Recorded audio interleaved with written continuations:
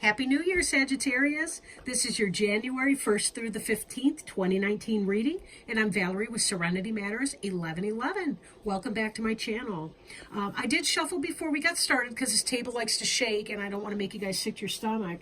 But I'll go ahead and lay these out. We'll get started.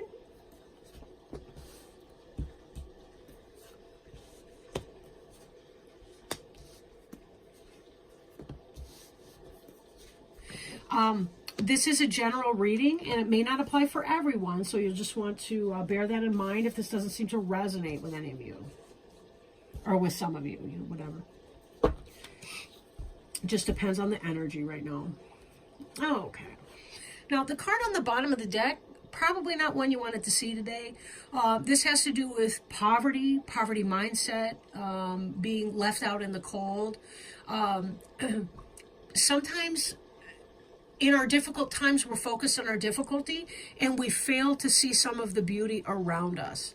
Doesn't mean that we're not going through some real suffering, challenging times, difficult times, but we always want to be sure that just for our own purposes of self-care, if we are struggling with health issues or any of that kind of thing, that we take a moment to smell the flowers, so to speak, or to notice the beautiful things around us. This can indicate too, for some, being left out in the cold, like getting cold-shouldered by people, or again, just kind of having a poverty mindset. So take it as it resonates. We will probably be circling back to this card because just on the face of the rest of the cards in here, it kind of doesn't. It looks like it doesn't even really fit in. So I do want to circle back, and we most likely will. But don't hold me to that. Sometimes, I flake out. It is what it is. When you're in your crown chakra, sometimes you're not very well grounded, although I try. Now, we have up here the Four of Wands. This is very much about the wedding, the celebration, the good times. We see 1111, the way these poles are arranged. If you're not familiar with twin flames and 1111, I recommend that you Google that or do a YouTube search, because there's a lot of videos on 1111 and what that means metaphysically. I don't really have time to get into that here, but for some of you, this could indicate a marriage, a celebration, and so on. Could be some of your holiday celebrations. And again, some of you may be getting married. So good stuff. Good for you. Or you could be in a wedding party. Again, take that as it resonates, and we'll see, right? We see here too, we've got the Strength card. This is possible Leo, but this is about gentleness, of strength in character. Like, we don't have to use brute force to be a strong person. Strength can be in our gentleness, firm resolve even. This could, as I said, represent a Leo. We do have the figure 8 up above this person's head here.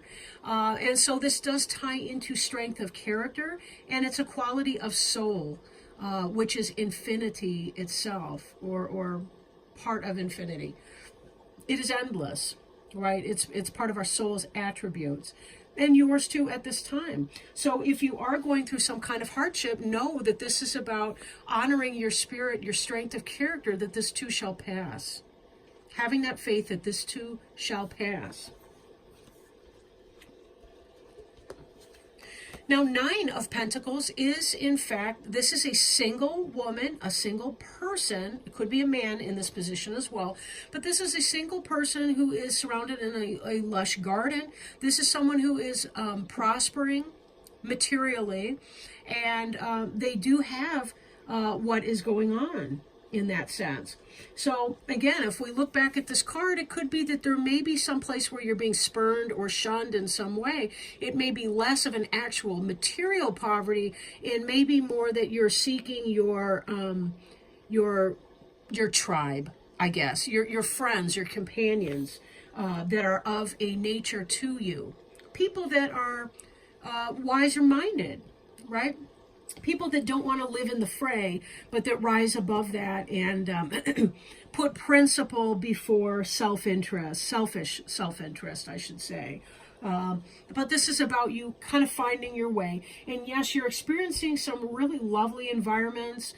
Your home is lovely. Whatever this wedding celebration, could be your own wedding, could be somebody else's. celebration just this time of year.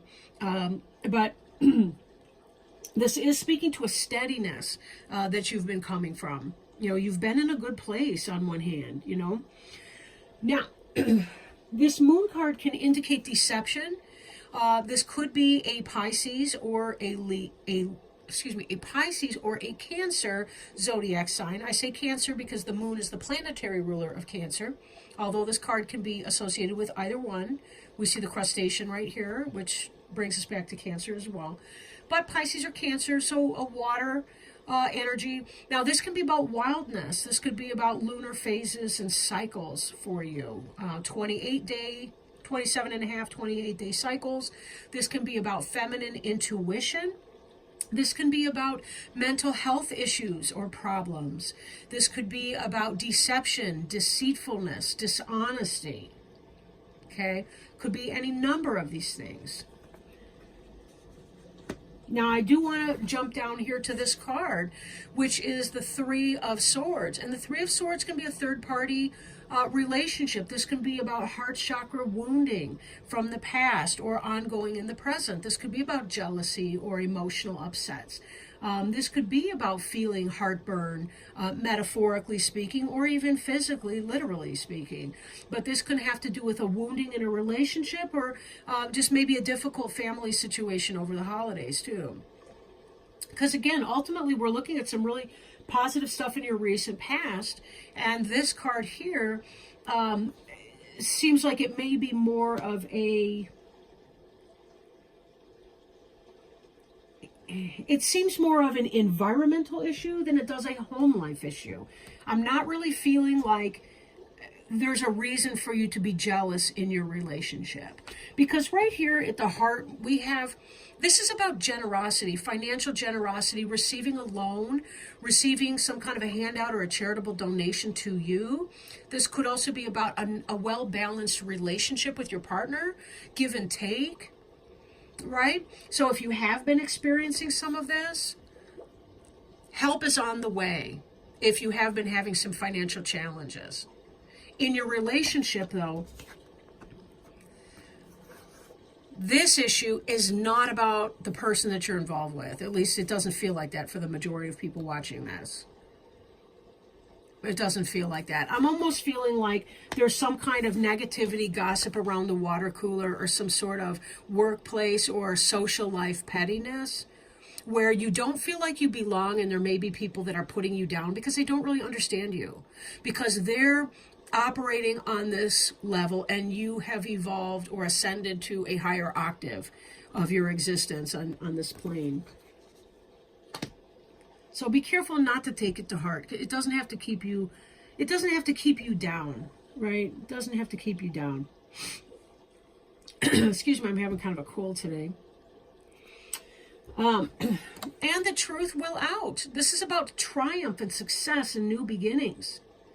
This, with our Page of Pentacles, shows us that you're on your way to building your material success. Now, we did see some of this in here. Even though this tends to be a single person, I kind of feel like it may be because... How do I describe what I'm feeling? Oh, it's not always easy. You're building something new, and you're going to be successful with that. This belief that you're going to be successful is going to come true. It is going to play out. And this has been because of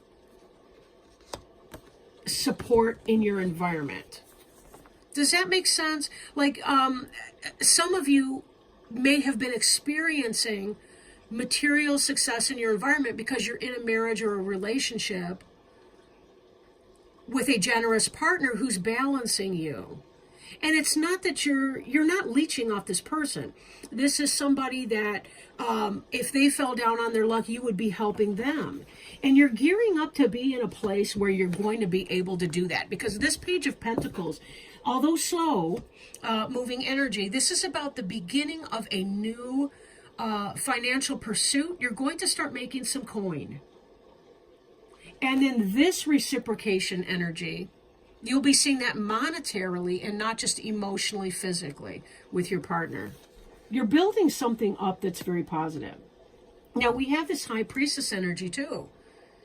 This high priestess energy, again, she's kind of a single person. So even if, and I don't mean that she's single.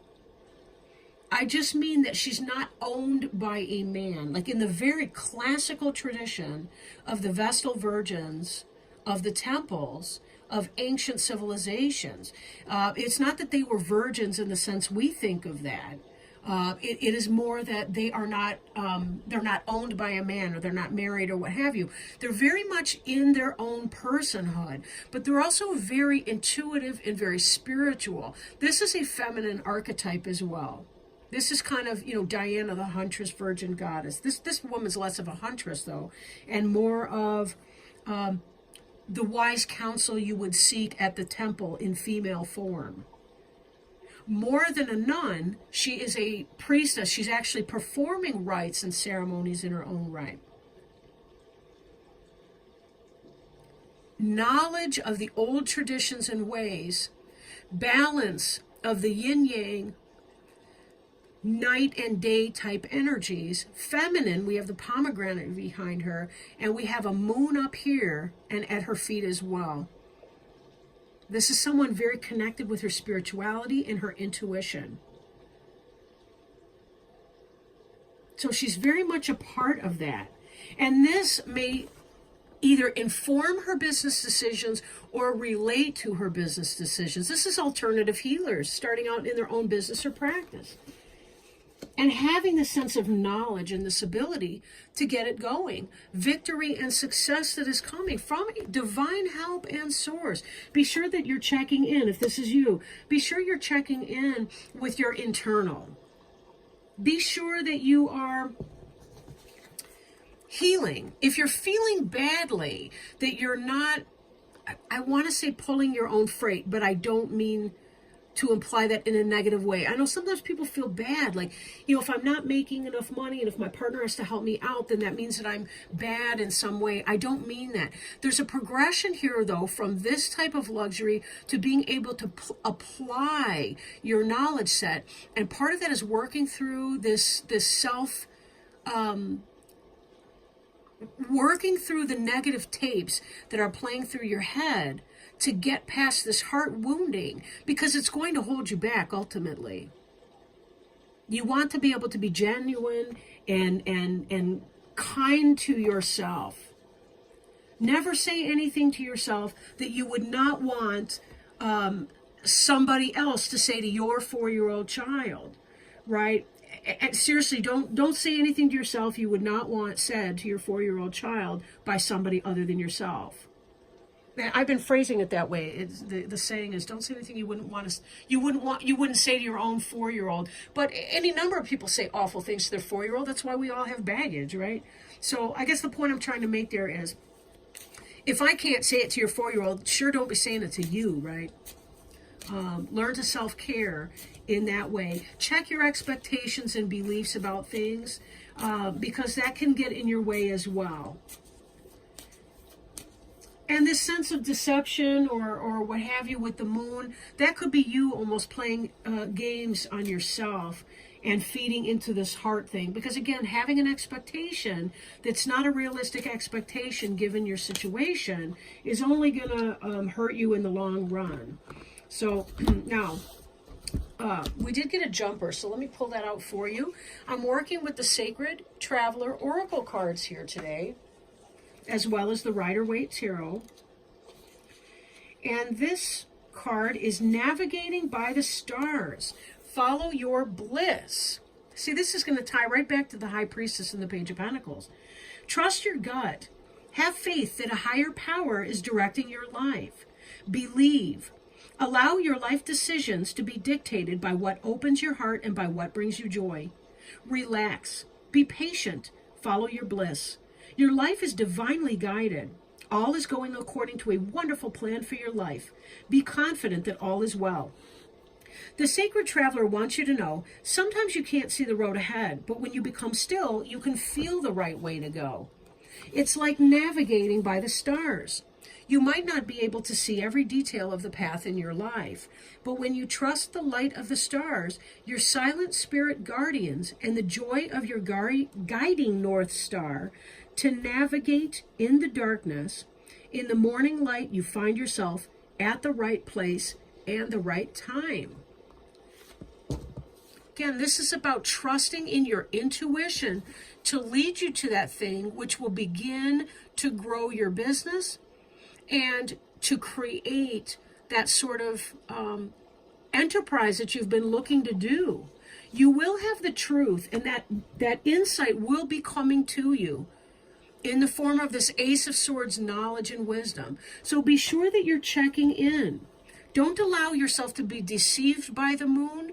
Rather, recognize it for what it is. It's part of the mystery, the unknown mystery that occurs. And be sure that you're doing your grounding, your meditation, and your other exercises to keep you focused where you need to be focused. Let go of prejudicial thinking that you may be imposing on yourself based on expectations that may not be realistic in all situations at all times. With that in mind, Sagittarius, I wish you a very, very happy New Year. I hope that this reading has brought some blessing to your life and maybe some clarification. And I will be checking back with you around the 15th or so of the month for your mid-January readings. And in the meanwhile, lots of love and light, healing and happiness to each and every one of you. I love you a lot, and thank you so, so much. Bye for now.